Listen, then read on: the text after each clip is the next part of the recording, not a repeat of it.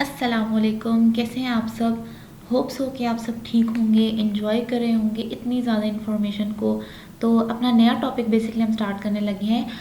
Zoom 501 का topic number 21 और 22 ये कंबाइन मैंने इसलिए कर दिया क्योंकि ये टॉपिक्स ना कुछ ज़्यादा बड़े नहीं हैं, छोटे छोटे से टॉपिक्स हैं, इस वजह से इनको हम इकट्ठा ही रिकॉर्ड कर सकते हैं। सो आगे मूव करते हैं।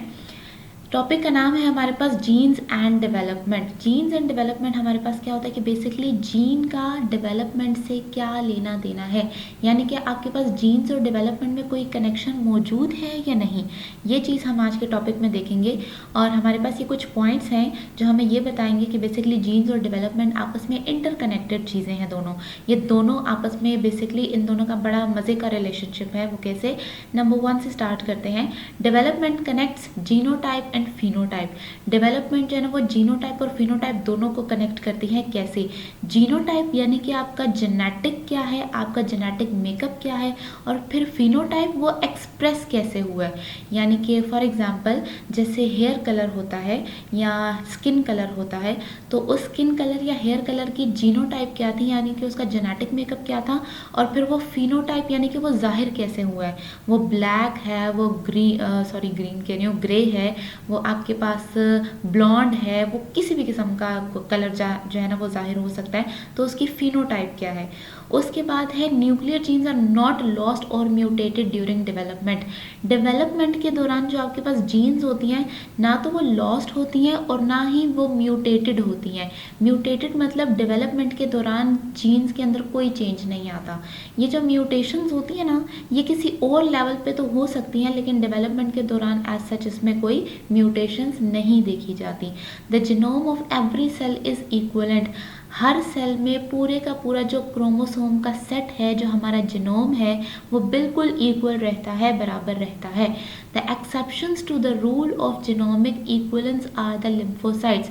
लिम्फोसाइट्स आपके पास बेसिकली क्या होते हैं? लिम्फोसाइट्स आपके पास ना WBCs की एक टाइप होते हैं। आपके पास ये जो जीनोम की इक्वलेंस है ना, ये लिम्फोसाइट्स में थोड़ी सी ऊपर नीचे हो जाती है।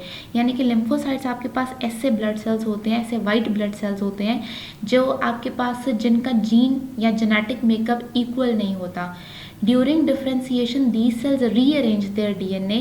ये जो है ना जब डेवलप कर रहे होते हैं या डिफ्रेंशिएट कर रहे होते हैं, तो ये अपने DNA को जो है ना वो रीअरेंज कर लेते हैं ताकि ये इम्यूनो ग्लोब्यूलिन बना सकें और एंटीजन रिसेप्टर जीन्स बना सकें। तो ये थोड़ा सा अपने DNA के अंदर चेंजेस लेकर आते हैं। चेंजेस उस तरह से नहीं, बेसिकली रीअरेंज करते हैं, अपनी अरेंजमेंट को चेंज करते हैं। The ability of nuclei from differentiated cells to direct the development of complete adult organisms has recently confirmed the principle of genomic equivalence। ये जो हमारे पास तमाम डिफ्रेंशिएटेड सेल्स के न्यूक्लियाई होते हैं, ये अल्टीमेटली एक पूरा एडल्ट ऑर्गेनिज्म को डेवलप करने की जो है ना वो एबिलिटी रखते होते हैं। तो ये जो आपके पास एबिलिटी है पूरा एडल्ट ऑर्गेनिज्म बनाने की, ये इस चीज़ का एविडेंस है, ये इस चीज़ को कंफर्म करता है कि आपके पास पूरे का पूरा जीनोमिक क्या होता है, इक्वल होता है हर सेल में। Only a small percentage of the genome is expressed in any particular cell। अच्छा, हमारे हर एक सेल में जो है ना वो पूरा पूरा जीन का सेट मौजूद होता है, पूरा पूरा जीनोम मौजूद होता है, पूरा पूरा DNA होता है, लेकिन हर सेल में एक ख़ास किस्म की क्वांटिटी जो है वो एक्सप्रेस होती है। पूरे का पूरा DNA हर एक सेल में एक्सप्रेस नहीं होता। आपके पास किसी सेल में, किसी पर्टिकुलर सेल में एक लिमिटेड अमाउंट जो है वो एक्सप्रेस होती है, सारी की सारी एक्सप्रेस नहीं हो सकती। आगे मूव करते हैं। The cloning of human beings as well as regenerating damaged organs or enhancing physical abilities may soon be possible through cloning technology and the use of embryonic stem cells। Human beings की cloning possible है, बिल्कुल है। ये तो बल्कि आजकल के time में ना हमें जो है ना वो देखने को भी मिलता है, सुनने को भी मिलता है समटाइम्स न्यूज़ में कि ह्यूमन बींग्स की क्लोनिंग पॉसिबल है, यानी कि बिल्कुल उन्हीं जैसी आइडेंटिकल कॉपीज़ बनाई जा सकती हैं। इसके साथ साथ कुछ पार्ट्स भी रीजनरेट किए जा सकते हैं, कुछ एबिलिटीज़ भी जो हैं वो इन्हांस की जा सकती हैं। इसके अलावा क्या चीज़ यूज़ करते हुए? क्लोनिंग टेक्नोलॉजी यूज़ करते हुए। क्लोनिंग टेक्नोलॉजी के अलावा हमारे पास एक और बड़ी मज़ेदार थेरेपी है, वो है एम्ब्रियोनिक स्टेम सेल्स। ये एम्ब्रियोनिक स्टेम सेल्स क्या होते हैं? ये आपके पास बड़े बेसिक से सेल्स होते हैं जो खुद को किसी भी सेल में डेवलप करने की एबिलिटी रखते होते हैं। तो ये थेरेपी जो है ना वो भी आपके पास बड़ी पॉसिबल है। आगे देखें, northern blots in situ hybridization and the polymerase chain reaction can show which cells are transcribing particular genes। ये तीनों चीज़ें जो है वो हमारे पास ये बता सकती हैं कि कौन सा सेल किस जीन को यूज़ करते हुए क्या प्रोटीन या क्या प्रोडक्ट बना रहा है। ठीक है, नॉर्दर्न ब्लॉट्स हमारे पास क्या होते हैं, आरएनए को स्टडी करने के लिए यूज़ होते हैं। इन सिटू हाइब्रिडाइजेशन क्या होती है, लेबल्ड आरएनए या डीएनए यूज़ किया जाता है। और पोलीमरेज चेन रिएक्शन तो बहुत फेमस चीज़ है, पीसीआर। पीसीआर में बेसिकली क्या किया जाता है, millions of copies of DNA बनाई जाती हैं।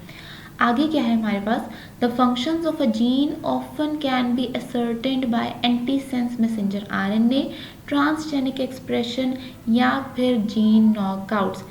आपके पास जीन का क्या फंक्शन है ये हम बड़े आराम से फाइंड आउट कर सकते हैं। असर्टेंड का मतलब होता है फाइंड आउट करना। तो किसी भी जीन का क्या फंक्शन है ये हम बहुत आराम से फाइंड आउट कर सकते हैं। कैसे, एंटीसेंस मैसेंजर आरएनए से, मैसेंजर आरएनए के कॉम्प्लीमेंट्री सीक्वेंस के साथ, या फिर आप ट्रांसजेनिक एक्सप्रेशन यानी कि उस जीन ने खुद को कैसे एक्सप्रेस किया है ये देख सकते हैं, या फिर जीन नॉकआउट्स। जीन नॉकआउट्स आपके पास क्या होती हैं कि किसी भी जीन की जो एक्सप्रेशन है उसको कंप्लीटली परमानेंटली जो है वो प्रिवेंट कर देना, स्टॉप कर देना। अगर आप किसी चीज़ को एक्सप्रेस होने से रोक देंगे तो ये आपको समझ आ जाएगी कि बेसिकली कौन सी जीन क्या प्रिपेयर कर रही थी। आगे देखिए, सबसे मेरे ख्याल से लास्ट पॉइंट है हमारे पास, knowledge of genes activity in humans can be obtained by candidate gene mapping और पोजिशनल क्लोनिंग। जीन की एक्टिविटी की नॉलेज अगर आपने गेन करनी है तो आपके पास दो तरीके हैं, या तो आप कैंडिडेट जीन मैपिंग करें। कैंडिडेट जीन मैपिंग मतलब जो जीन आपको चाहिए उसको क्रोमोसोम पे फाइंड करें, उसकी क्रोमोसोम पे लोकेशन को फाइंड करें। या फिर पोजिशनल क्लोनिंग। पोजिशनल क्लोनिंग क्या होती है कि अगर आपके पास कोई ऐसी जीन है जो कि डिजीज़ से एसोसिएटेड है तो उसको आपने लोकेट करना है, उसकी पोजीशन को आपने जानने की कोशिश करनी है। Thank you so much, hope so कि आपका कॉन्सेप्ट क्लियर हो गया होगा। अगर आपको फिर भी कुछ भी मुश्किल लगे तो आप कमेंट के ज़रिए मुझसे पूछ सकते हैं। Subscribe my channel, like the video, comment करें, शेयर करें अपने फ्रेंड्स के साथ।